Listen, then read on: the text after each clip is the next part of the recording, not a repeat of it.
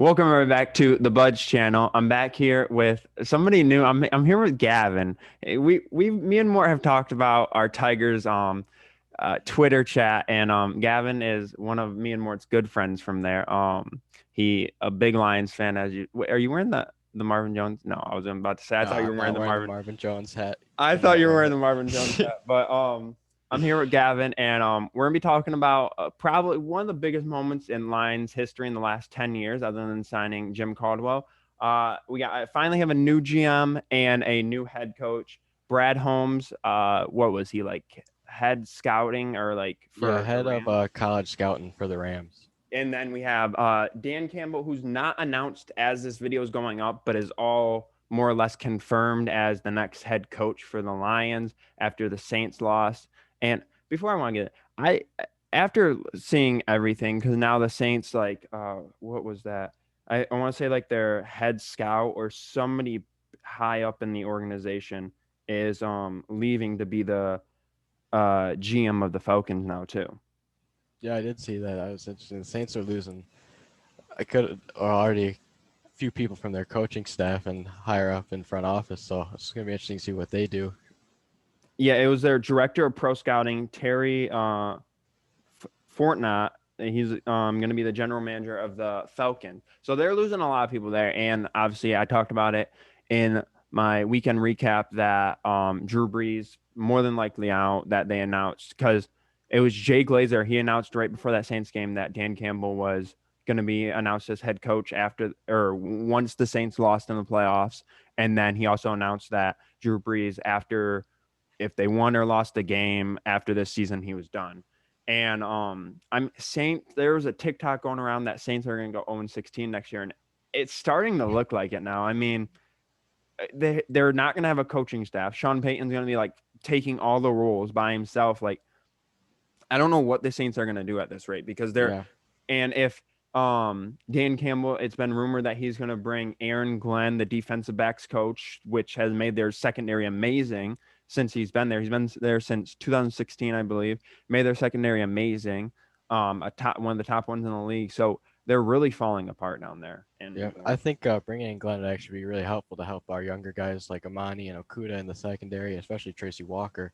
yeah, I And and considering, I mean, if you bring in, I don't know, is Trufant still on? Is he in a 2 year or 1 year? yeah, he's on 2 year, but there's a chance that Holmes might just release him to bring up. I think it's like we saved like 8 or 9 million from releasing him or cutting him.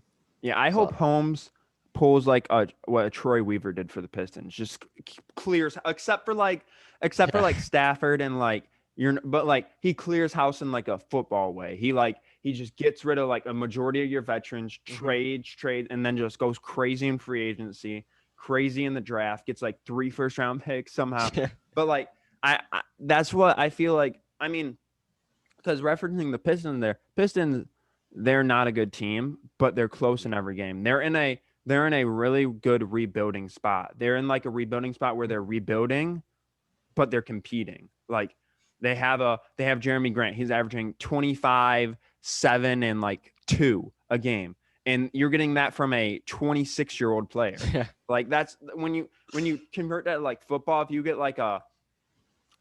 get a decent receiver, which I want in the draft, I want Devontae Smith. I don't know. I think Yeah. that's kind of consensus I around I here. think if Devontae Smith somehow falls to 7, which is just crazy to say falls when you're at the Yeah. 7th pick, I think you have to take him. Even though defense looks like our priority everywhere else, but the first Heisman wide receiving winner, and who knows how, I don't remember how long it was been. Almost You have to take 30 him. years.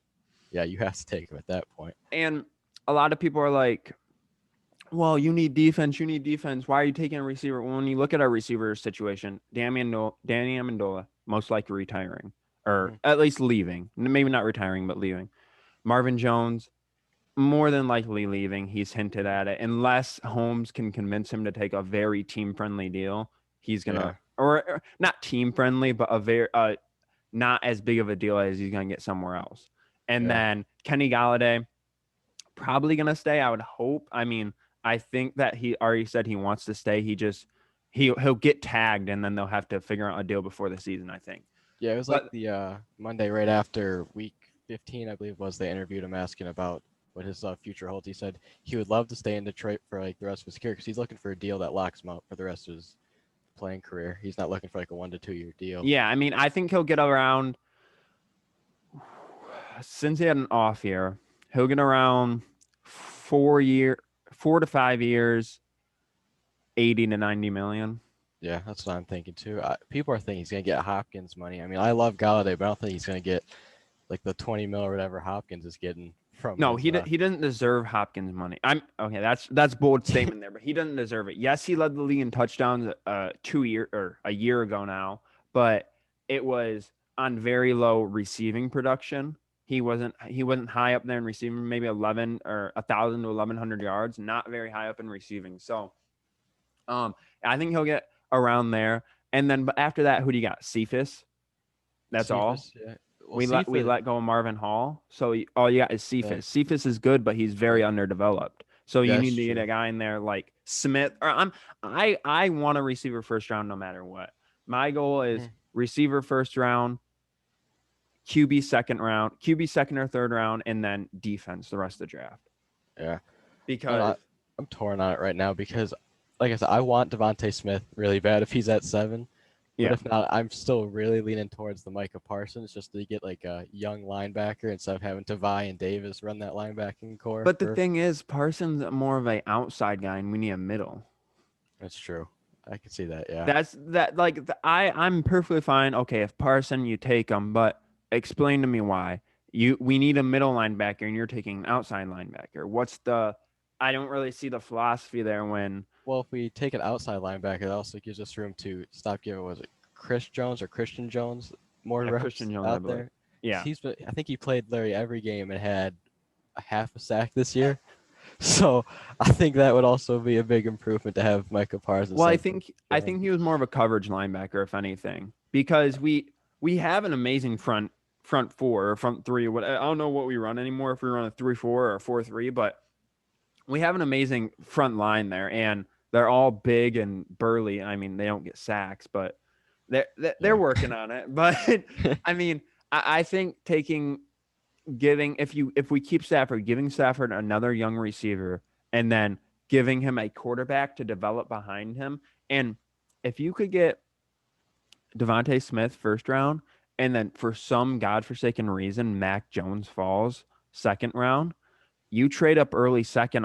You're already early second. Your seventh pick. You trade up to like the front of the second. It's gonna take a lot, but you get Mac Jones, and then I know there's always that bias. Alabama quarterbacks aren't good in the NFL, but you have Mac Jones behind Stafford for a year, and then Mhm. you give Mac Jones Kenny Galladay and his number one wide receiver from his senior year of college. Like Yeah, you I can already see got that that. connection there, so hopefully it would translate to something. But Hmm. I'm more of the not trading Stafford, letting him play out his contract one more year, and then hopefully having a QB you can develop behind him if you want to get rid of him at that point. Because at that rate, he's not going to sign anywhere, or he's going to sign for like he's going to do like a Rivers contract after that. I feel like. I don't think he's going to sign a big extension after these next 2 years, but if I think it's actually going to come down if he thinks we're close or not to actually doing something. Like I think if he's seeing that we might head into like another rebuild after these 2 years, I think that's where he might just call it quits. But if he thinks we're competitive and close, I think he'll extend his Yeah, I contract. mean he's already with like 5,000 or like it was like 3,000, 4,000 more passing yards. He moves into top 15 all time for passing, Hmm. which he's so underappreciated and it pisses me off. But Yeah. um, the thing going back to all the coaches and everything because we kind of went off there, but Dan Campbell, he's embodied like a Bevel kind of style from what I've seen. Is because when he was coached down in when he was interim coach down in Miami for the 11 games, I believe he had about the same passing attempt slash like rating that Bevel had with Stafford in his Hmm. short couple games he had. So I feel like Campbell hopefully will want to keep. I mean, not really his choice; it's Brad Holmes' choice. But I hope Yeah. that Campbell and Brad Holmes can come to a decision to keep Stafford there because I mean, I feel like one more year out of him, give him kind of his last ride in Detroit, and I don't know. I just want one more year of Stafford. Yeah. I think we do get one more year, especially because it's Campbell's like first official head coaching job. I don't think he wants to take the risk of trading I'm gonna call him Stafford an elite QB He for is. a guy who's unproven. Yeah. So I think he wants to keep a QB who he knows can be consistent, especially if he keeps Bevel as OC, which I've heard rumors of. Bevel's gonna for sure tell him I want to keep Stafford and not have to teach a new QB this whole new scheme I'm trying to run here, especially if we lose Marvin Mhm. and Amendola and possibly even Galladay in free agency. Yeah. I mean, but going to that coordinators, there's for the OC, obviously Bevel was in talks, and then Anthony Lynn, Mhm. Chargers head coach. He was retiring from the NFL, but then now he's back in circulation now that Campbell was in Detroit because he was, I want to say OC, or he was part of the Cowboys staff when Campbell was tight end in the Cowboys, back in the mid 2000s. So they're saying that Lynn has a chance to be OC in Detroit, which I don't know how I feel about it. I don't. I mean, his Chargers offenses were decent, I guess. They weren't amazing. And I Yeah. mean, I don't really know how his. He's more of a running backs type of guy because he was running back in the league, and then he was an RB's coach the whole front half of his career. So Yeah. maybe that would help Swift and Johnson and your running back group, but I don't know. Yeah, I don't know. Um, I think you're right. It could help Swift and carry on a little bit, but I'm I've seen rumors too that Carrion's future might not even be with the Lions. They might trade him for like another like pick or something because he only had like I think it was like 7 or 8 carries last year. So, but he Yeah. is probably the best pass I blocking running back. I saw you comment on his post and you said he was basically just an extra lineman out there. Yeah, because it was someone hating on him, like they're like, bro, shut up, you didn't even get any carries this year. He goes, yeah, I know, I'm not trying to hide it. And I was like, bro, I'm not trying to disrespect you, but you're basically just another lineman at this point. Yeah, but like I feel like what they did with Swift and it was really AP this year. I feel like they need to bring that back, but kind of get somebody else in there to take that AP role. Unless AP wants to come back and he's still good enough, I guess. He said he wants to have another year in Detroit. And so if he said he's only going to places where he thinks he can contend for a ring. So if he thinks that Detroit can contend, so I mean, it's a bold Yeah, statement, but yeah, that is very bold, but I'm not. I mean, hearing players talk like that gives you hope, but at the same time, it's been how many years of players saying they think we're so close, and then we end up having to blow it all up in another year or two. It's yeah, but just, the thing is, I don't think we truly have blown it up um since after the when was it? After really the 0-16 and then after that. mhm, That's when we kind of blew it up and then kind of we made the playoffs 4 years after that. So, which yeah, people were like people were like, "Oh, the Browns can go 0-16 then 4 year later and make the playoffs." And I was like, Lions did that. They just didn't get a win. They got screwed over. I think that was the Dallas game when it was the face guarding. oh Or yeah, it may have been the Seattle game actually. But still, either yeah, game it was fixed. Either game it was fixed. I don't either game we got screwed over, but I think that was when we got screwed over in the Dallas game with the face guarding, and people were saying as soon as Cleveland won, they're like, "Wow, Cleveland can go 0-16, then 4 years later make the playoffs, but the Lions can't even do that." I was like, Cleveland was consistently bad. They had like 4 or 5 years where they were in the top five in picks. So like Detroit yeah, was like they were decent. So like they were picking within like 1 in 15, where you can't get that amazing players, but like mhm. still like I mean, they made it 4 years after that. I mean, I think Matthew or Stafford and Kelvin Johnson had their like breakout games or breakout years in those like 2 or 3 years around there. So Yeah.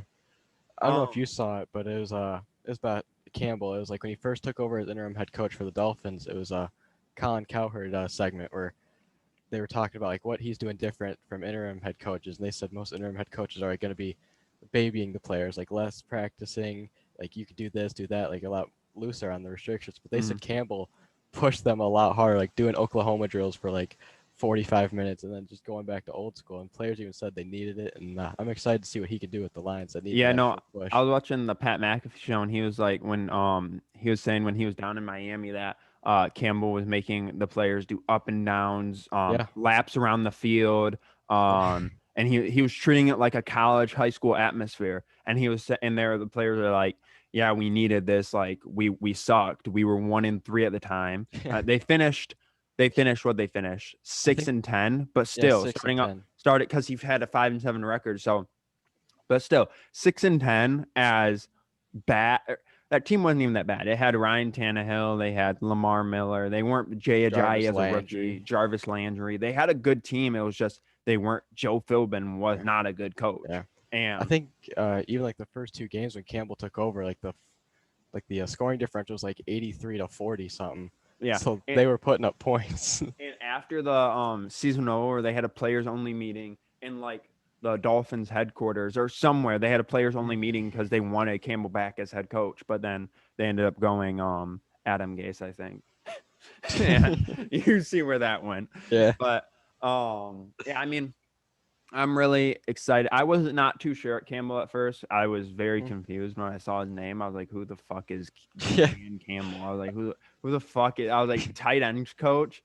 I was like, "We're not hiring a tight ends coach as head coach."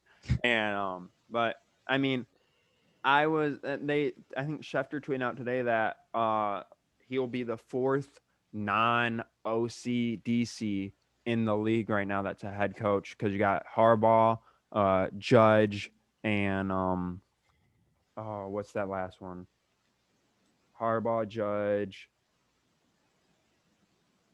I can't think of the last one right now. Oh my god. I don't know. I can't think of it. But he'll be the fourth one that was a non OC or DC.